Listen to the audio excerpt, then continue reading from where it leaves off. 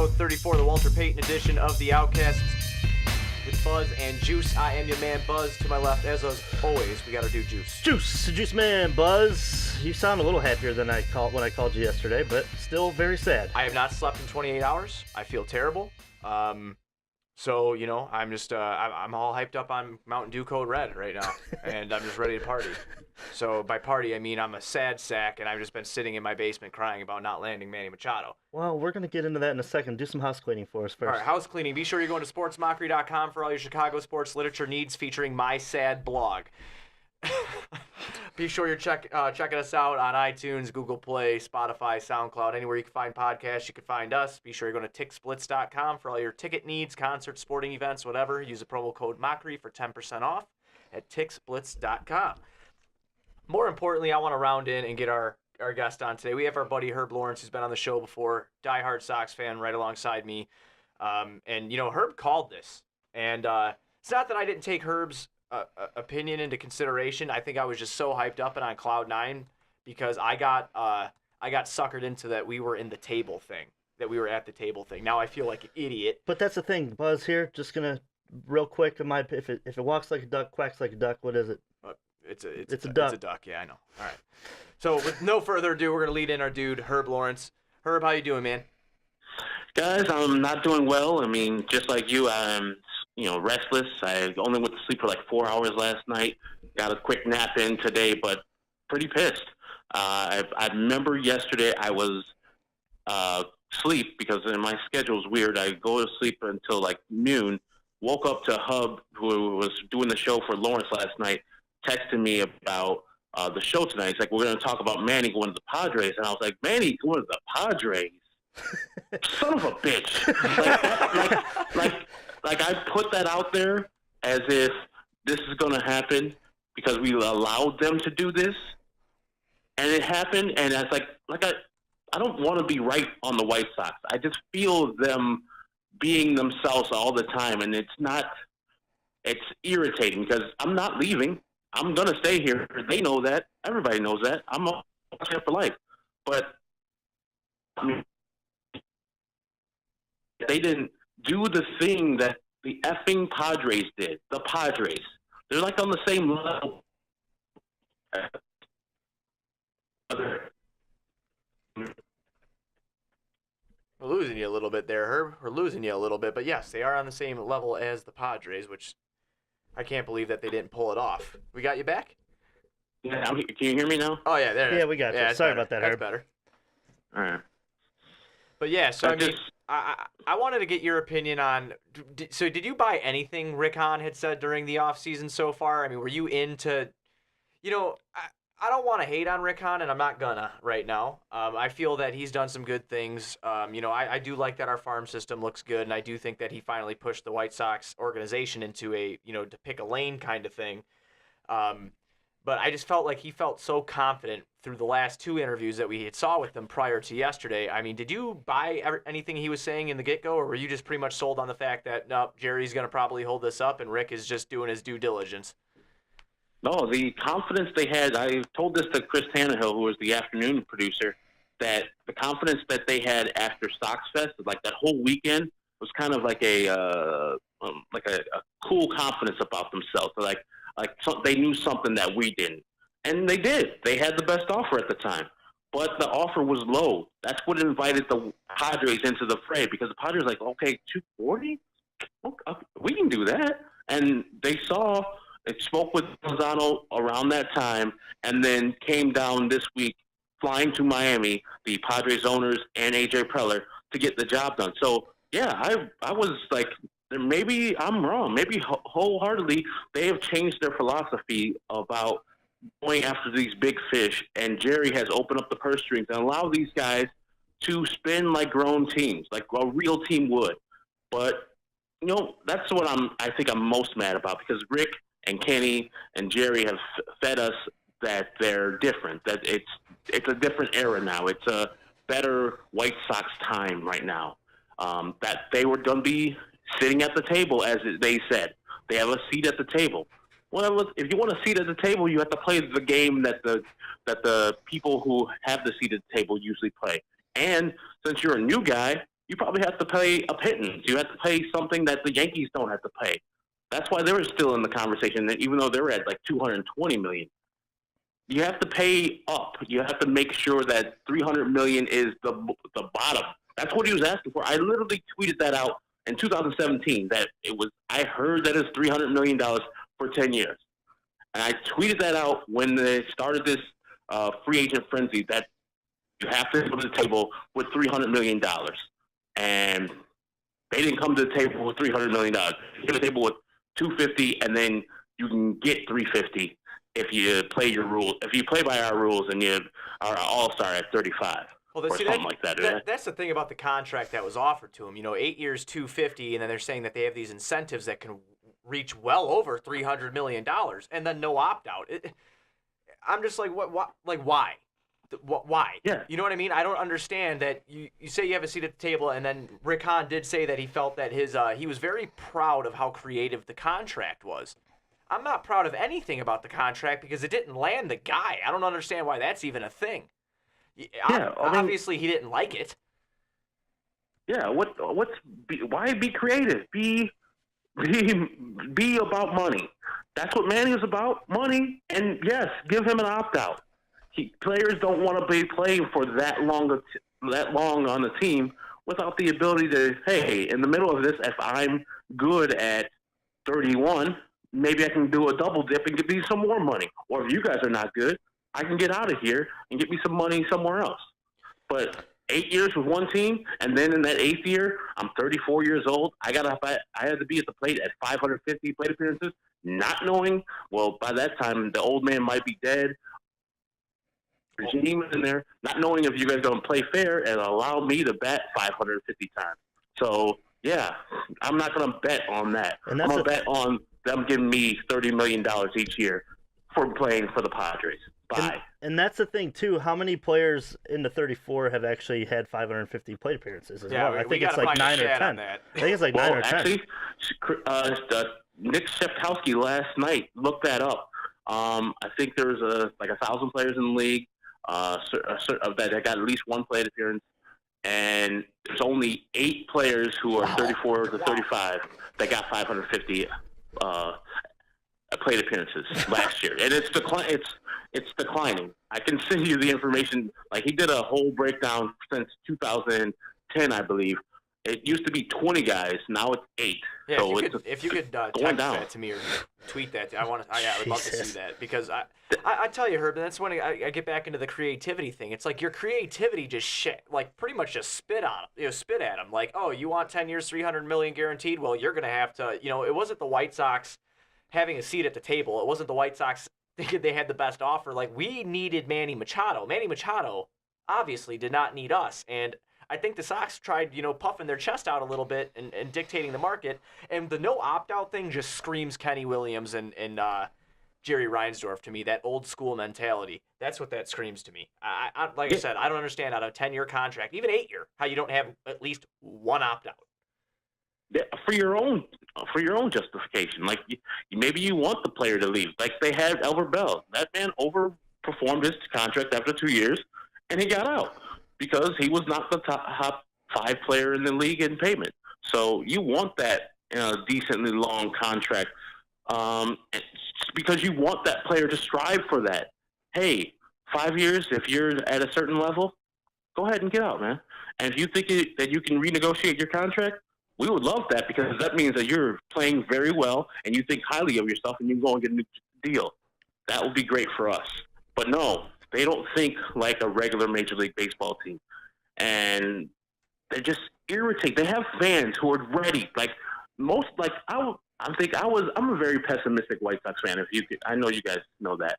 And there's very few of us out here that are very pessimistic. Like, they were because Kenny was such a bad GM at the end of his tenure that he drove a couple people off. And so this Rick Hahn new kind of blood, the rebuild, people like, I believe in what the White Sox are doing. I believe in what Rick Hahn is doing. So they brought him back onto the fold. And this offseason, I feel like White Sox fans are right there. Like, let's go. Let's just, all you need to do is get this one guy, and we're here. We're ready to cheer for you guys. We're ready to be all in. and then they let us down. And I look at Twitter yesterday.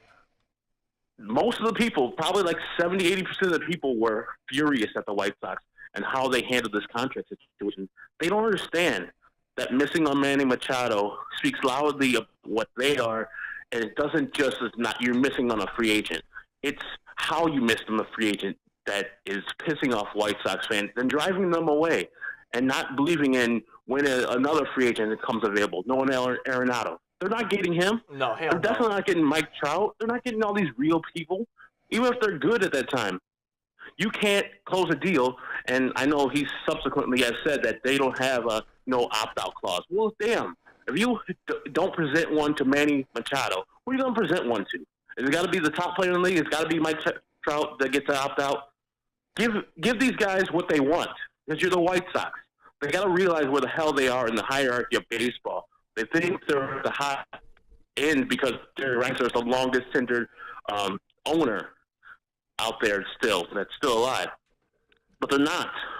Like, if you look at teams, they don't want to come players. They don't want to come here unless they're offering premium dollars and the contracts that are commensurate with the weather contracts would be. I guarantee Bryce Harper's going to have an opt-out in his contract. Oh, absolutely. I guarantee he's going to have a bunch of money in that contract that's deferred, maybe, if he doesn't want the taxes of Philadelphia or Pennsylvania to get to him.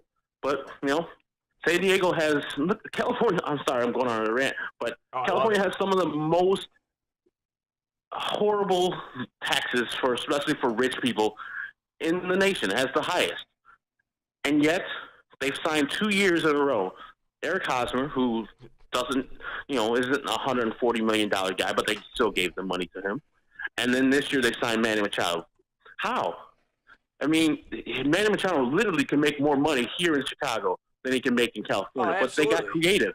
They got creative with the deal, put some signing bonus money in there, and enticed him and said, you know what, we got a young team too.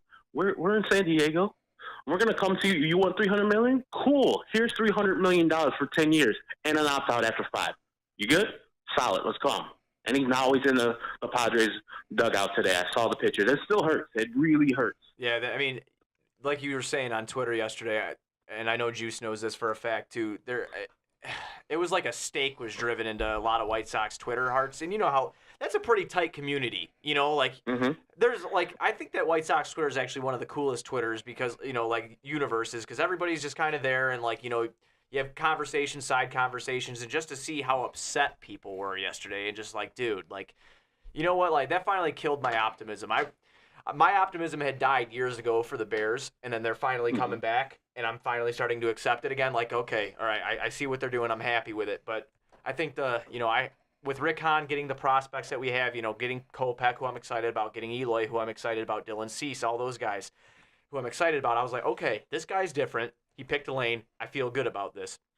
I think he might have been a little bit handcuffed, but it still happened. And the fact that it did happen just kind of sent me down to be not as optimistic as I was. Man, what if these prospects don't pan out and we're excited about, fifth starters in a rotation or guys that might just be in the bullpen for a little bit or not do anything? Not just that.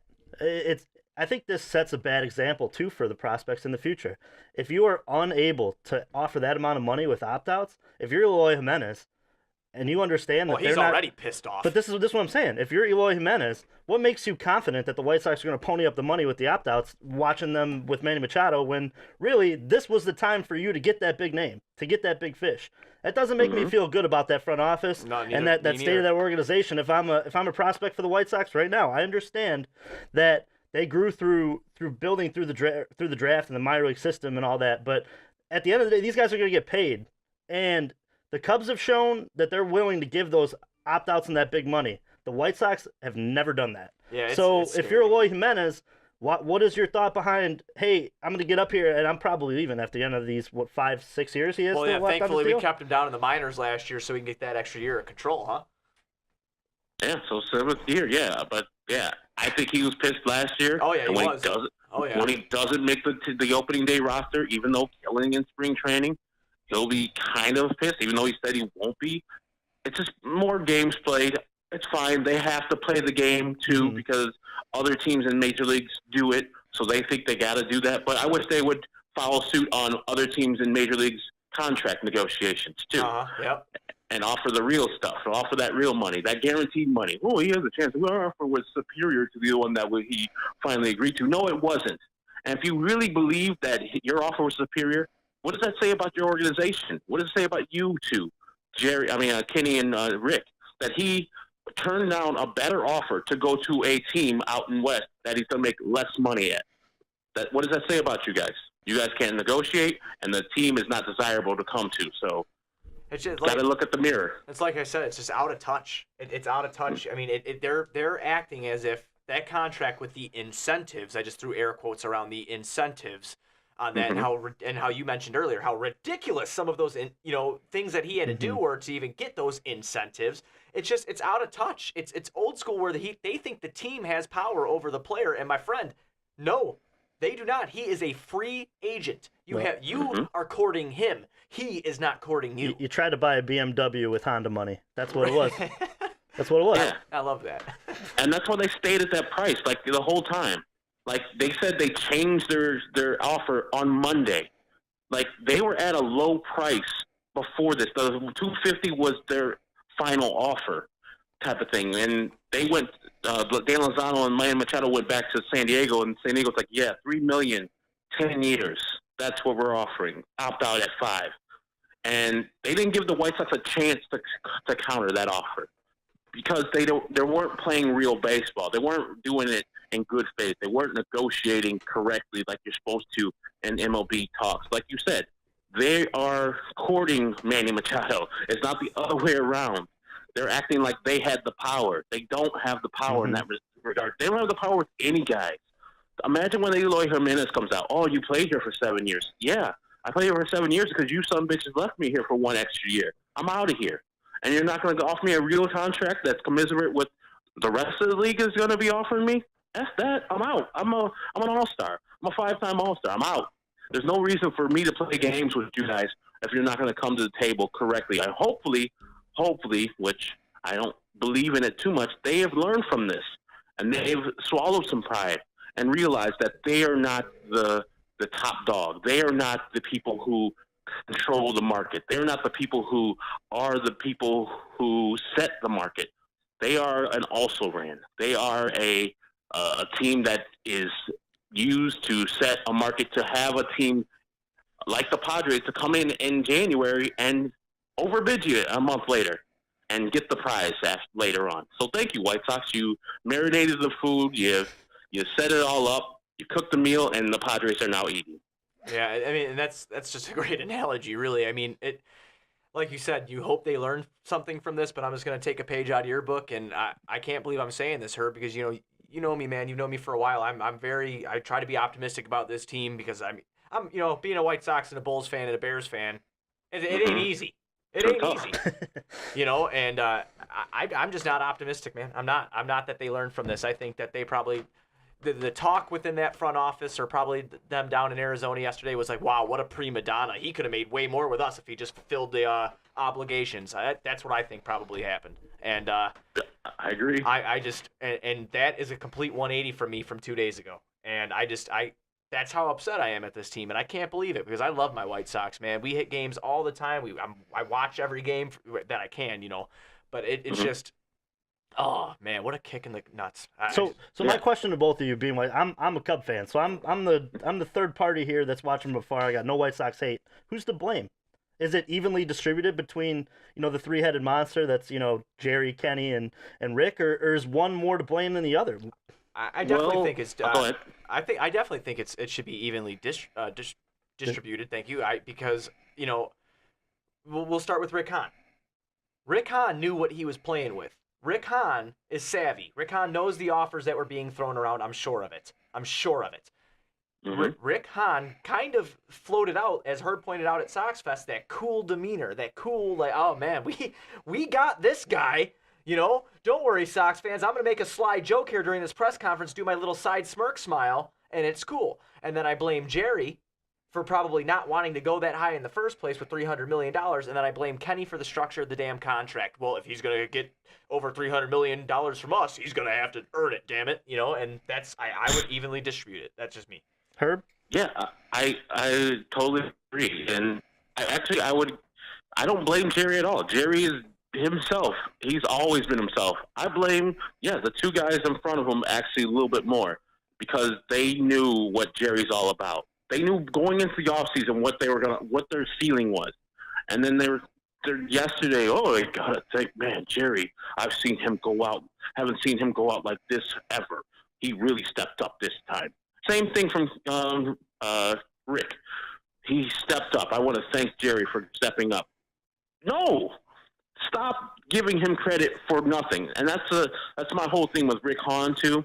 Like, he's given a lot of credit for things that he hasn't done. I love the trades he's made, and I love the rebuild idea. But the rebuild so far, not great. A lot of injuries. I think we're a year behind where we need to be. Yohan's not the guy that what he's supposed to be. So a lot of Sox fans give him a lot of credit for things that he hasn't done yet. Give him credit for the trades.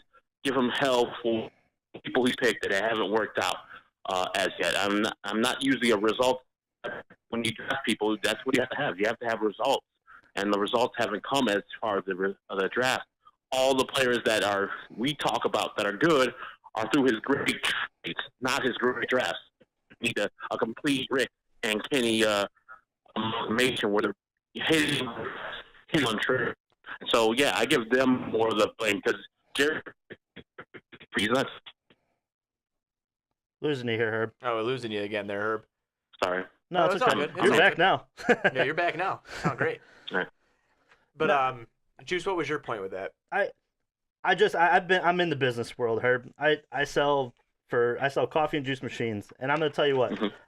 I've seen people in the business world who, and I'm not gonna say Rick is this, who are living off of maybe one or two great sales that they've made in their lives, and they've cashed it in, and I don't want to say that this is going that way, that I think Rick Hahn is bad as a GM. I'm not gonna say that. I am gonna say this is the first red flag of not knowing your market. That kind of, if I'm a White Sox fan, I'm really upset today and really rethinking what I really think about this guy, because the fact that he was $50 million off of what the number was going to be, I don't know, is that Jerry's fault? Is that Kenny's fault? Is that Rick's fault? But at the end of the day, he's the one who's in the negotiation room making the contract. So that's what I look at Rick and I say, this is my first red flag. And I'm not ready to write him off yet, but what I'm saying is, it was easy to trade Chris Sale for a big get. It was easy to make the Quintana trade to get Eloy Jimenez. Mm-hmm. In terms of the little moves, I felt like Rick has been a little underwhelming in those aspects too. I think we can all agree on one thing, that the biggest thing that Rick Hahn has done for the White Sox organization so far is created buzz. That's what he's done. Yes. Yeah, but Buzz is great. Yeah, well, that's but what I mean. Buzz also gets you in the spot where you're at right now, where well, you're missing on free agency, a- and if you miss on that and your fans are pissed off, All now right. you have a PR nightmare. That gets to my point here. Money talks, bullshit walks. And guess what? The money didn't talk. And Yep. and bullshit Manny Machado went to San Diego. So I mean, that's a complete red flag. I agree with you on that 100%. What about you, Herb? Yeah, I would love for them to tell me why they're so damn confident, why they're so shocked the day that he signed with the Padres. And they're $50 million off the market. No, like, they're at least, I don't know if Dan Lozano's telling them, hey, this is what has happened, or this team is in there, you need to offer me more. They obviously didn't come back Rick Hahn after that. They came with that garbage $250, and then you can make a bunch of incentives at the end of, or you can make a couple more $70 million when you're 35 and 36. He's good. By that time, he's already $250 million in. Mm-hmm. What does another $70 million mean to him? He's good. He's smooth. So I just don't know why Rick Hahn. I have so much faith in him because he is a smart guy. He is media savvy. He makes you feel good about being a White Sox fan. But just he's going down that same Kenny Williams path without the Kenny Williams actual championship. Like, the Kenny Williams had that smirk and had that cockiness and that brashness about him. Like, he's the smartest man in the world. But yeah, he had a ring. He could say, "Hey, I know what I'm doing. I've won a World Series." Rick is kind of going down that same thing now. He's like that smile he had at Sox Fest, it's like, okay, maybe, all right, maybe he knows a little something that I don't know. Maybe he's confident that he can get the big fish, and he's sitting at the table, and he's controlling things, and he's about to get that guy. But no, you didn't get the guy. You can't have that smirk, and you can't have that disappointed, oh, I can't believe that he took that offer when ours was superior. It wasn't superior. That's all I want them to know. I want them to know that their offer was $50 million less than what the San Diego Padres offered. $50 million less. That could make a difference between, hey, I have to pay all these state taxes in California when I play in California, which is 3 times because I play the Dodgers, I play the San Francisco Giants also. So 110 of my games will be played in San Francisco. I'll be taxed to that. So maybe that extra $50 million that the Padres made up can, even up the scoring right there with the White Sox and all the taxes that they get taken away in California as opposed to the 5% you get here in Illinois. So, I just want him to know that his deal wasn't the best, and you can't be cocky. You can't point it. You can't, that he doesn't want to earn his keep at the end of his contract bullshit. He is the prize. You have to go and get him. It's not who wants to come to the White Sox? I mean, I'm a White Sox fan, but who wants to come here? Seriously, what do we have here that any other team in the league doesn't have? Yeah. I don't know. Like we have young prospects. So do the Padres. They actually have better ones. We have a great hitting stadium. You know what? Petco Park actually played better offensively last year than Guaranteed Rate Park. That might be because of the players, but it actually in numbers, more home runs, more runs at Petco than it was at Guaranteed Rate. So where's the thing where, hey, we have this unique thing that you can't get anywhere else. The unique thing that we had is payroll flexibility and a lot of money to give to one player and not be overextended and then maybe give them a lot of money later on to another player because we have a very low payroll.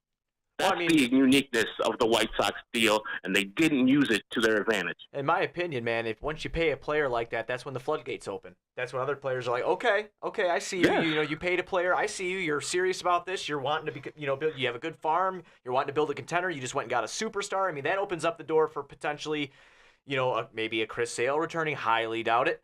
But I'm just saying, it opens up a door. Be like, okay, this team's ready to contend and ready to win. Before we let you go, Herb, I wanted to ask you one more thing. Are you going to be able to ask Rick Hahn these questions on the Lawrence Holmes Show tonight? Because I'm tuning in at 6 o'clock to listen to this.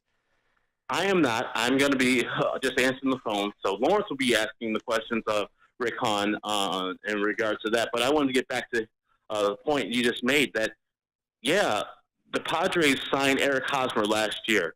Eric Hosmer's from Miami, knows Manny Machado, knows him well. So is Fernando Tatis. He knows him well, too. So the Padres signing Eric Hosmer last year maybe gave Manny Machado this year. It's like, you know what? These guys are serious about winning. They signed a 8-year contract with Eric Hosmer, gave him an opt-out, and now they're looking to sign me for 10 years, gave me an opt-out, and now they can't, there's no going back.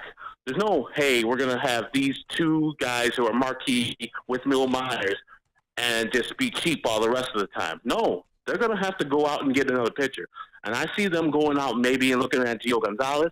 I see them going out and looking out for Dallas Keuchel, maybe a little less likely because it's going to cost a little bit more money.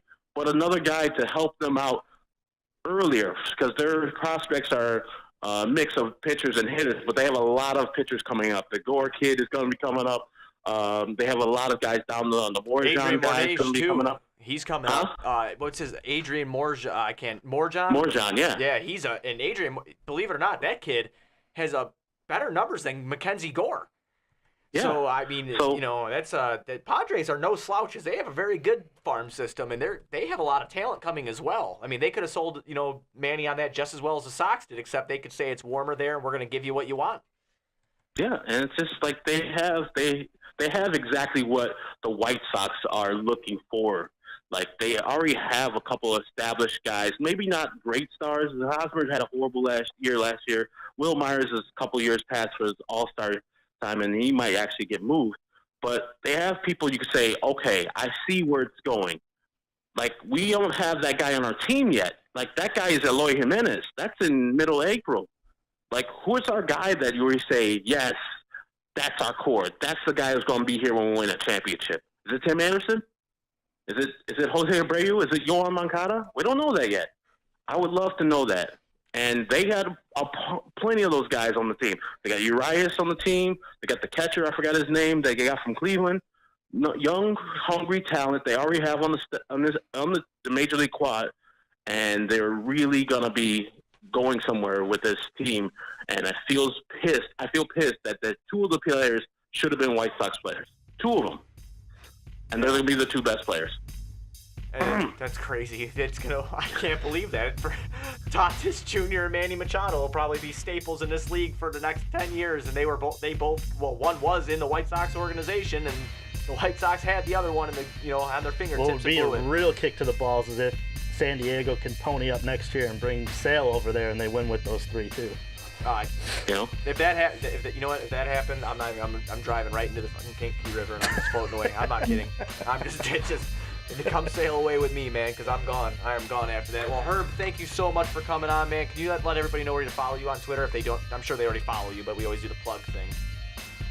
It's Ectorwall23, so it's just Lawrence spelled backwards 23, Robin Ventura, because I loved him as a player, not as a manager. All right, Herb, man, thank you so much, dude. I can't wait to talk to you again. Thanks, guys. Later, dude. Go to Sports Mockery for Chicago sports news and commentary from those who know it best, the fans.